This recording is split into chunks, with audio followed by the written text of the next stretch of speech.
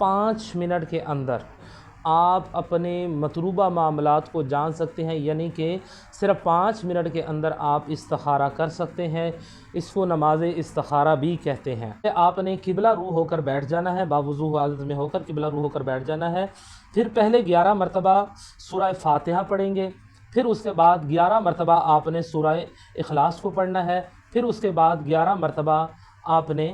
درود پاک پڑھنا ہے، کوئی بھی درود پاک آپ پڑھ سکتے ہیں، اور پھر 11 مرتبہ تیسرا کلمہ سبحان اللہ والحمد للہ ولا الہ الا اللہ واللہ اکبر ولا حول ولا قوۃ الا باللہ العلی العظیم، یہ پڑھنے کے بعد آپ نے اللہ تعالیٰ سے دعا مانگنی ہے، اور جو کچھ بھی آپ نے پڑھا ہے سورہ فاتحہ، سورہ اخلاص، درود پاک، تیسرا کلمہ، اس کا ثواب آپ بزرگان دین کی ارواح کو اس کا ثواب جو ہے وہ ہدیہ کر دیں۔ پھر آپ نے 2 رکعت نماز نفل استخارہ کی نیت کرنی ہے،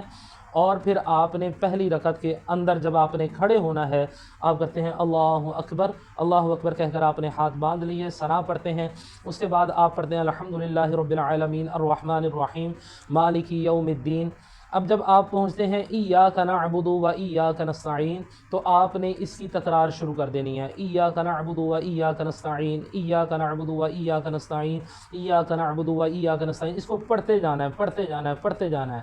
یہاں تک کہ اس تکرار کو کرتے ہوئے آپ نے اپنا مطلوبہ مقصد جو ہے وہ اس کو اپنے ذہن کے اندر رکھنا ہے،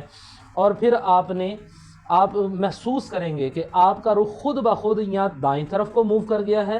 یا بائیں طرف کو آپ کا رخ جو ہے وہ یوں کر کے آپ کا رخ جو ہے یا دائیں طرف کو مڑ جائے گا، یا پھر یوں بائیں طرف کو، خود بخود آپ کا رخ جو ہے وہ مڑ جائے گا۔ جیسے ہی آپ کو محسوس ہوگا آپ کا رخ جو ہے وہ چینج ہو چکا ہے، تو آپ نے فوراً سے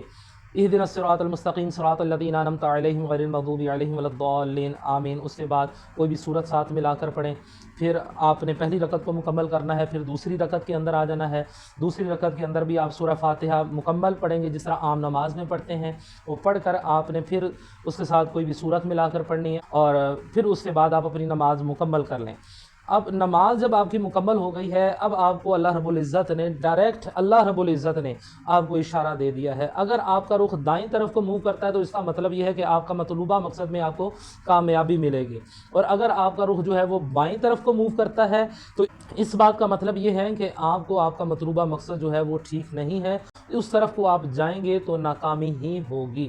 تو یہ جتنے بھی احباب یہ ویڈیو دیکھ رہے ہیں جو ہمارے ویڈیو کے اندر سبحان اللہ ماشاءاللہ کا نیچے کمنٹ کریں گے، ان کو اس نماز استخارہ کی مکمل طور پر اجازت ہے۔